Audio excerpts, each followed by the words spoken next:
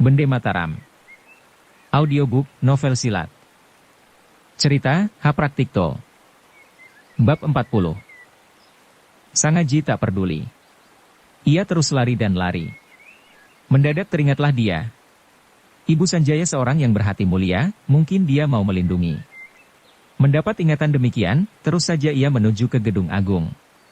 Ternyata kamar Raden Ayu Bumi Gede dalam keadaan terang benderang oleh sinar pelita. Dengan merangkak-rangkak Sangaji masuk dan bersembunyi di belakang almari besar. Ia terus mendekam, kemudian menjelajah matanya.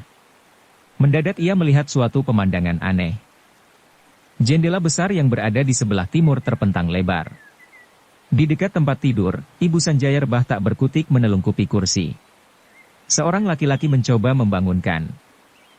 Dengan hati-hati, laki-laki itu memapahnya dan didudukan baik-baik di atas kursi besar. Jantung Sangaji berdebar-debar, karena laki-laki itu ternyata Wayan Suwage. Mengapa dia berada pula di sini? Pikir si bocah menduga-duga. Apakah dia menyakiti Ibu Sanjaya karena hendak membalas dendam perlakuan Sanjaya terhadapnya? Tatkala Yui Rumpung memburu dengan menendangkan kaki, mati-matian ia menangkapnya. Tak lama kemudian, Ibu Sanjaya nampak tersadar. Tiba-tiba merangkul Wayan Suwage sambil berkata, "Sekarang jangan tinggalkan aku lagi. Aku tak takut. Cepat bawalah aku pergi. Aku akan mengikutimu, biarpun sampai di ujung dunia. Kalau kau mati, aku pun akan mati. Biarlah kita jadi setan atau iblis, asal kita tak berpisah lagi." Wayan Suwage terus mendekap Ibu Sanjaya dan dibawa ke dadanya. Sangaji bertambah heran. Hatinya lantas goncang tak tahu mengapa. Sesungguhnya setelah berpisah dengan Sangaji, Wayan Suwage terus mencari gedung Ibu Sanjaya. Sebentar ia mengintip dari luar jendela.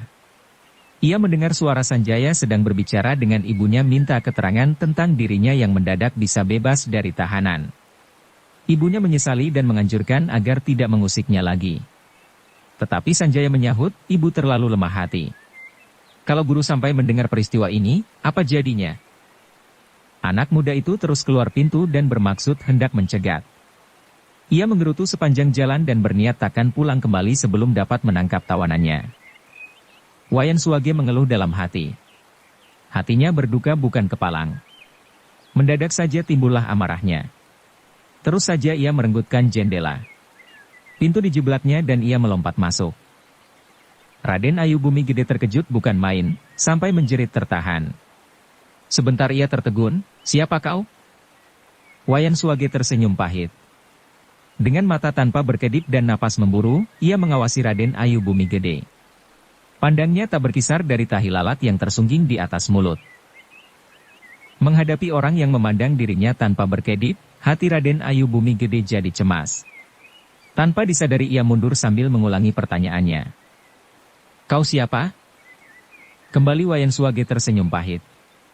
Tapi kali ini dia mau membuka mulut. Jawabnya dengan suara yang dikuasai, "Hamba bernama Mustafa yang dikurung anak nyonya."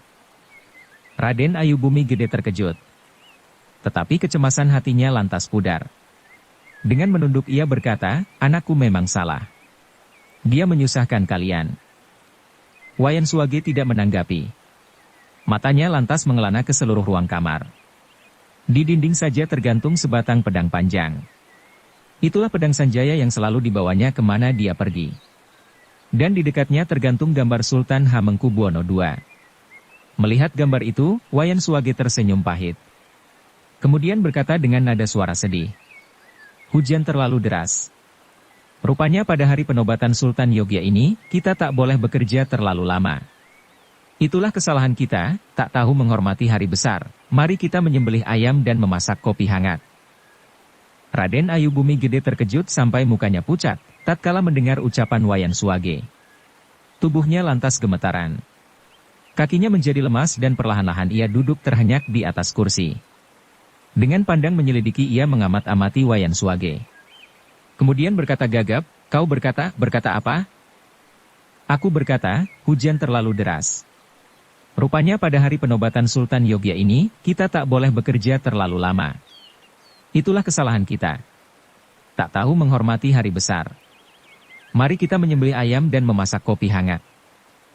Tiba-tiba saja, seluruh anggota tubuh Raden Ayu Bumi Gede lemas kehilangan tenaga. Sebab kata-kata itu adalah kalimat percakapan antara suaminya, Wayan Suwage, dan Made Tantre pada hari penobatan Sultan Hamengkubuwono II 12 tahun lalu. Kau siapa? Tanyanya bergemetaran. Kenapa kamu bisa menirukan kalimat percakapan antara suamiku dan saudara-saudaraku? Raden Ayu Bumi Gede sesungguhnya adalah Sapartinah, istri Wayan Suwage. 12 tahun yang lalu rumah tangganya yang aman damai hancur berantakan oleh suatu malapetaka. Ia dan anaknya dibawa lari oleh Pangeran Bumi Gede. 2-3 tahun lamanya, ia menunggu kabar berita suaminya. Tetapi sama sekali tak pernah didengarnya. Bahkan Pangeran Bumi Gede pernah membawanya menjenguk bekas rumahnya dan tanda-tanda hidupnya sang suami pun tiada. Ia percaya, Wayan Suwage telah meninggal dunia. Karena merasa diri tidak bersanak keluarga, maka ia membiarkan diri mengikuti Pangeran Bumi Gede. Lagi pula, sikap dan perlakuan Pangeran Bumi Gede sangat baik terhadap dirinya. Malahan lantas saja pangeran itu mendidik dan mengasuh Sanjaya seperti anak kandungnya. Sebagai seorang ibu, hatinya lantas saja luluh menyaksikan perlakuan sebagus itu terhadap anaknya. Beberapa bulan kemudian, tak dapat ia menolak bujukan Pangeran Bumi Gede, akhirnya dia diambil selir terdekat. 10 tahun lamanya ia jadi selir Pangeran Bumi Gede. Dan perlakuan serta sikap, sang pangeran tidak berubah. Nampak sekali, betapa besar cinta sang pangeran terhadapnya, ia dimanjakan dan dirawat dengan cermat. Tak mengherankan kalau perawatan yang baik itu membuat keadaan dirinya makin sehat dan montok. Dia ibarat intan yang belum tergosok. Maka begitu intan itu kena gosok, lantas saja bersinar cemerlang. Itulah sebabnya, banyak para pangeran membicarakan kecantikan dan kejelitaan dirinya. Mereka pada menginginkan nasib baik Pangeran Bumi Gede. Sebaliknya badan Wayan Suwage yang menanggung penderitaan batin dan jasmani, makin lama makin nampak tua. Rambutnya mulai nampak memutih. Raut mukanya agak kisut, kakinya buntung. Kesegaran masa muda hilang. Karena itu tak mengherankan jika Sapartinah tidak dapat mengenal dirinya. Mendadak Wayan Suwage berkata lagi seperti kepada dirinya sendiri. Ah, dapur kita harus satu saja. Apa perlu mesti memasak masing-masing? Sekarang Sapartinah tiada ragu demi mendengar tata kata kalimat itu. Sebab kalimat yang diucapkan Wayan Suwage itu adalah kalimatnya sendiri pada Wayan Suwage sewaktu mau mulai memasak ayam. Kau Suwage? Tanyanya bersekat-sekat. Wayan Suwage memandangnya sedih. Menjawab setengah parau, Tinah. Aku adalah Wayan Suwage, suamimu. Mendengar pengakuan itu, tubuh Sapartinah seperti terbanting. Ia jatuh menelungkupi kursi. Ternyata Sapartinah tak pernah melupakan suasana damai dalam rumah tangganya dahulu. Benar saja, sebagai selir, dia dihormati, dihargai, dirawat dan dimanjakan oleh siapa saja, tetapi hatinya senantiasa kosong. Dia bisa hidup di tengah-tengah desa dan dilahirkan sebagai perempuan desa pula. Jiwanya bebas seperti tetumbuhan tumbuh di tengah alam. Karena itu, tidak gampang ia kena dipincut oleh kesenangan serba benda yang cemerlang. Tata hubungan suami istri antara dia dan Pangeran Bumi Gede diikat oleh peraturan-peraturan tertentu juga. Mana bisa jiwanya yang bebas ria mau diikat oleh tata hidup demikian. Tetapi setiap kali timbul suatu pemberontakan, teringatlah dia akan nasibnya yang tidak bersanak keluarga. Teringat akan anaknya, ia terhiburlah. Seumpama Pangeran Bumi Gede tidak menolong dirinya, apa yang akan terjadi tak dapat ia bayangkan. Sang Aji yang berada di kamar tak mengetahui latar belakang kisah itu. Ia hanya merasakan suatu kegoncangan hati yang tak dimengerti sendiri apa sebabnya. Lama ia merenungi mereka dan heran mendengar kata-kata Ibu Sanjaya yang diucapkan penuh semangat. Wayan Suwage nampak mengelus-elus rambut istrinya dengan mulut tergugu. Sedang Sapartinah terus mendekapnya makin erat, seakan-akan takut akan kehilangan lagi. Suwage, mengapa diam saja? Bukankah kamu benar-benar Suwage? Kata Sapartinah. Ya, aku Suwage. Percayalah, aku Suwage. Bukan setan atau iblis. Nah, marilah kita pergi. Apa yang kita takuti lagi? Wayan Suwage hendak menjawab, tiba-tiba terdengarlah suara Sanjaya di luar kamar. Ibu, apa anak Edan masuk di sini? Bu, ibu berbicara dengan siapa? Suara Sanjaya itu seperti geledek di siang hari. Hebat akibatnya. Selain mengejutkan, membangunkan pula mimpi Sapartina. Sungguh. Entah dari mana datangnya pertimbangan itu, tiba-tiba saja dia sadar kalau dirinya bukan lagi kepunyaannya sendiri seperti 13 tahun yang lalu, tatkala nasib merenggutkan dari dusun Karangtinalang. Hendak melarikan diri bersama Wayan Suwage begitu saja dari istana Pangeran Bumi Gede? Bagaimana mungkin? Dia kini adalah istri syah seorang pangeran yang merawat dirinya dengan cinta kasih yang besar. Bahkan anaknya, diakuinya pula sebagai anak kandung. Dengan begitu, dirinya sendiri kini adalah milik Pangeran Bumi Gede dan anak kandungnya. Terhadap anak kandungnya, dia sudah menyerahkan dirinya semenjak lama. Yakni, tatkala ia memutuskan mau menjadi selir Pangeran Bumi Gede, demi nasib anaknya di kemudian hari. Dan terhadap Pangeran Bumi Gede, meskipun lambat jalannya karena terganggu oleh kesan-kesan lama, akhirnya tanpa disadari sudah merasa diri menjadi bagian hidupnya. Maklumlah, dengan Pangeran Bumi Gede ia hidup berumah tangga lebih lama daripada Wayan Suwage. 13 tahun. Sedangkan dengan Wayan Suwage 7-8 tahun. Kesan-kesan berumah tangga yang dulu, lambat laun menjadi suatu kenangan belaka. Makin lama, malahan makin terkikis dan terkikis. Itulah sebabnya, ia tak cepat-cepat mengenal wajah Wayan Suwage. Tetapi ia tahu, Wayan Suwage masih berhak merasa diri menjadi suaminya. Pertimbangan norma-norma rasa bergelora hebat dan membenarkan sikapnya. Meskipun nasibnya pontang-panting dan cacat kaki pula, pastilah dia tak mau tinggal diam sebagai penonton di luar garis. Sungguh, Sapartina menghadapi suatu persoalan tak gampang dan harus diselesaikan secepat-cepatnya. Bu, Ibu sudah tidur, teriak Sanjaya lagi. Tidak, Sapartina menjawab gugup. Mengapa tak menyahut? Sapartina tertegun. Mendadak pikirannya berkelebat, lantas menjawab, kau tadi mencari seseorang, kan? Aku lagi memeriksa kamar. Lantas?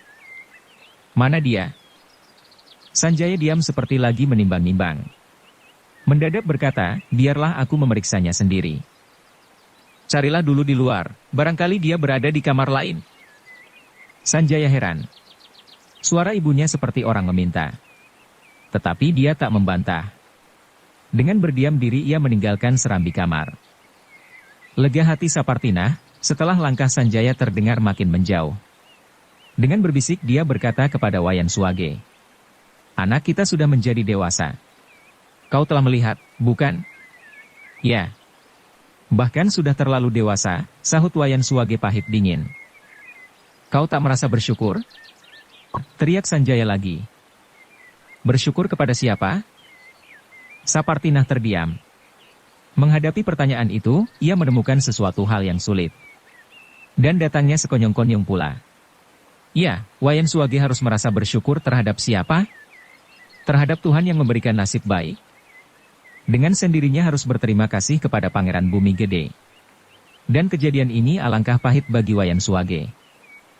Sekarang, dengan tiba-tiba saja, ia merasa jadi manusia lain yang berdiri di suatu tempat yang jauh dari Wayan Suwage. Seolah-olah ada jurang dalam dan lebar yang menyekatnya. 13 tahun ia sudah menyerahkan diri demi kepentingan si anak. Bahkan dia mau berbuat apa saja demi kebahagiaannya sampai mau menjadi selir.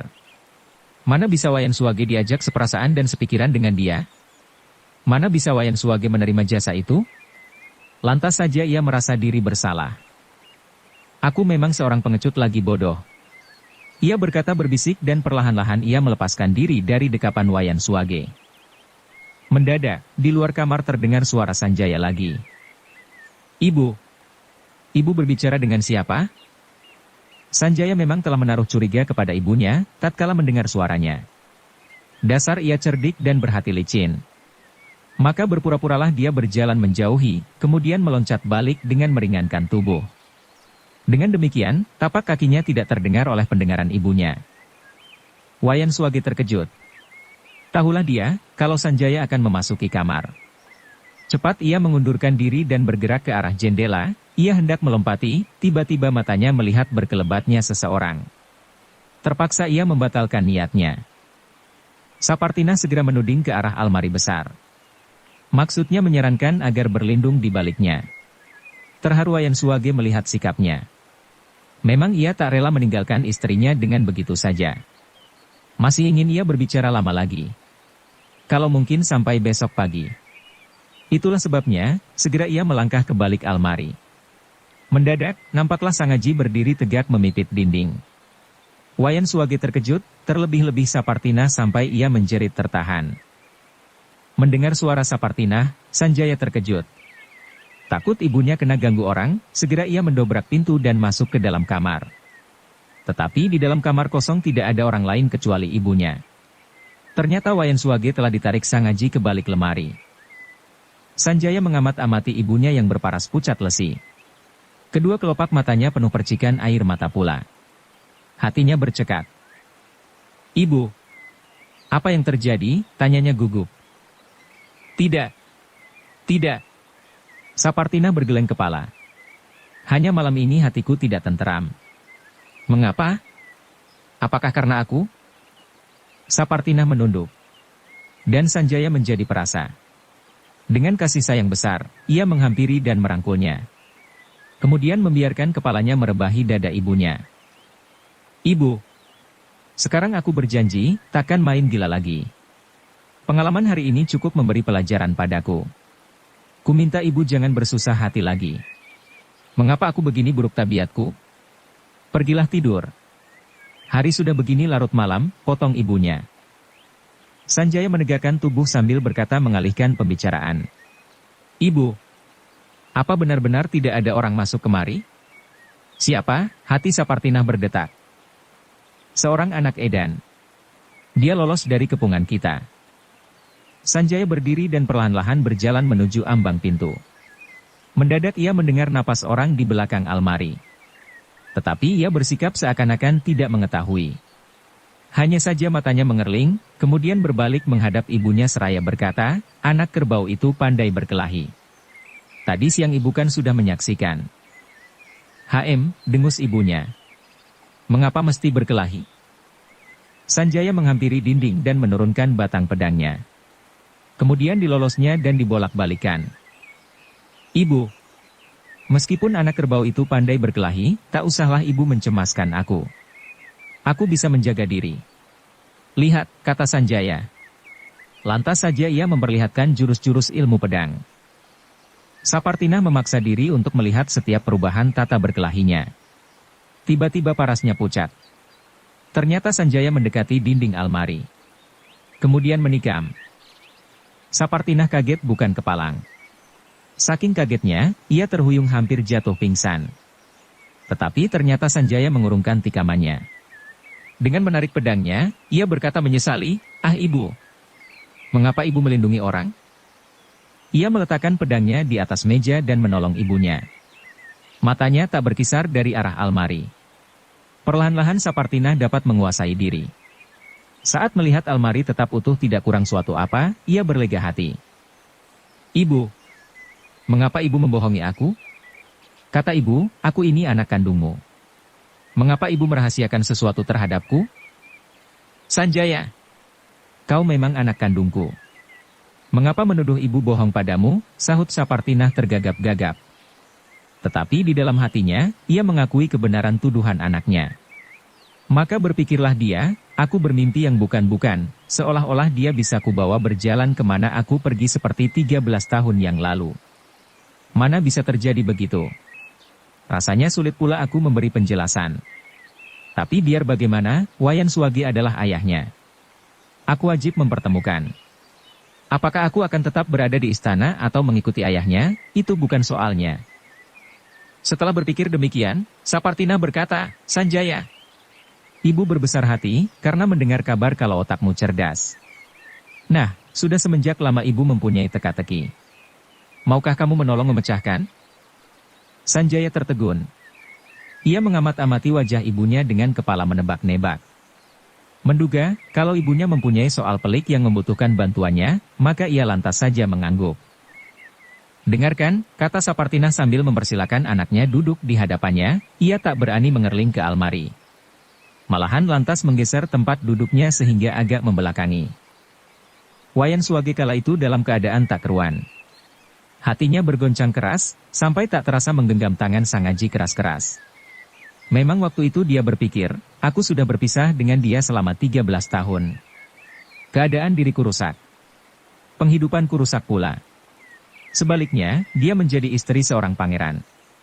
Hidupnya mulia. Anaknya hidup mulia pula. Mana bisa dia akan kubawa hidup merantau dari satu tempat ke tempat lain? Dia sekarang lagi berteka-teki. Apakah dia lagi berusaha mencelakaiku dengan memberi perintah sandi kepada anaknya? Dalam pada itu Sanjaya telah duduk di hadapan ibunya.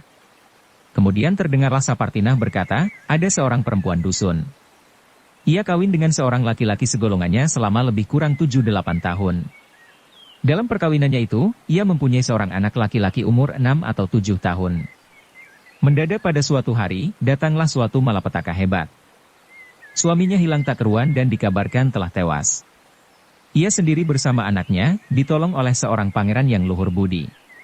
Pangeran itu merawat dan mengasuh anaknya seperti anak kandung sendiri. Sedangkan terhadap dia, sangat menaruh perhatian. Meskipun demikian, ia tak mau dikawin pangeran itu. Karena kesan-kesan lama masih saja membekas dalam kenangannya. Tetapi setelah 3 tahun lebih, akhirnya mau diperisteri. Maklumlah, pangeran itu sikapnya tiada tercela. Lagi pula, anaknya diangkat pula sebagai seorang anak golongan ningrat. Bagi perempuan itu kepentingan diri sudah tak menjadi persoalan hidupnya.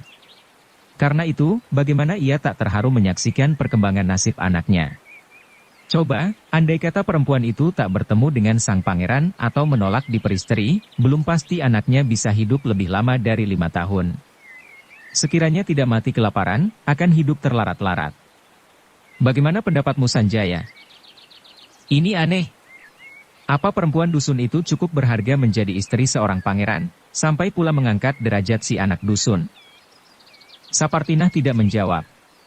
Tetapi terasa dalam hati, kalau ucapan anaknya adalah benar.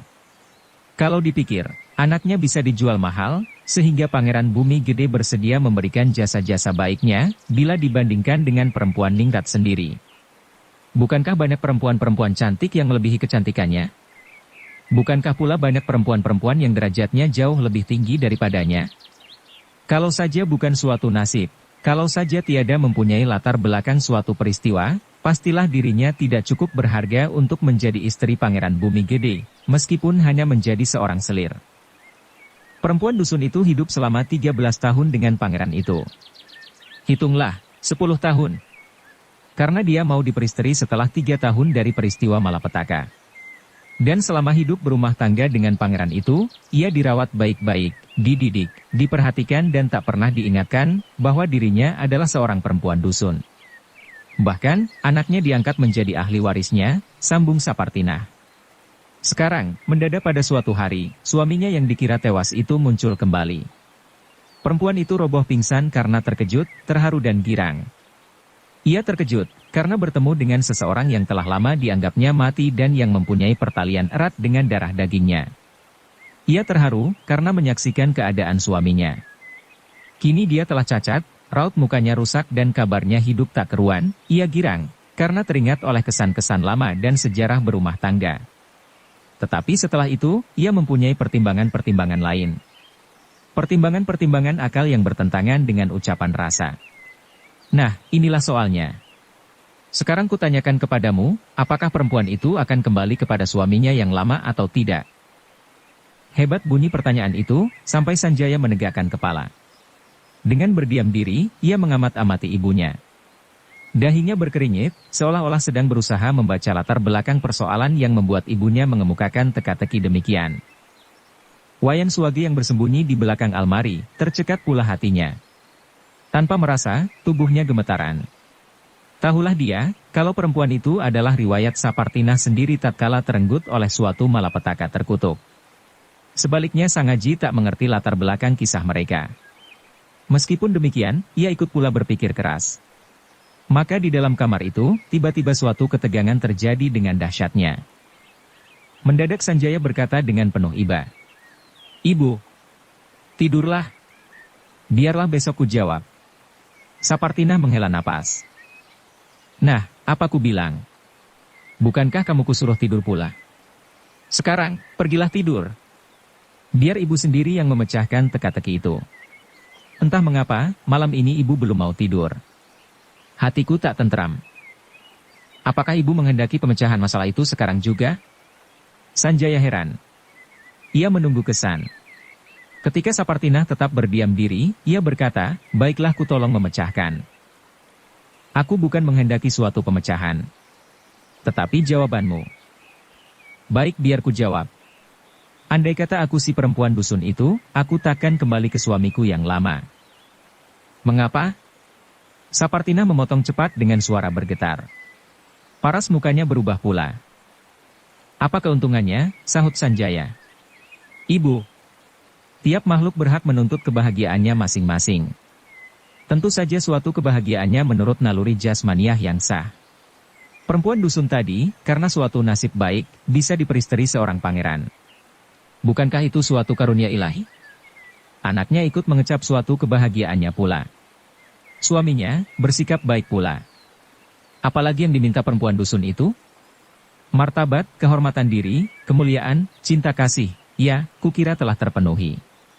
Dan sekarang apa keuntungannya lantas berbalik kembali kepada si suami lama? Apakah ia harus hidup bergelandangan tak berketentuan? Apakah anaknya akan diajaknya pula menanggung azab penderitaan? Ibu, hidup ini tidak hanya cukup berlandaskan tumpuan perasaan-perasaan belaka.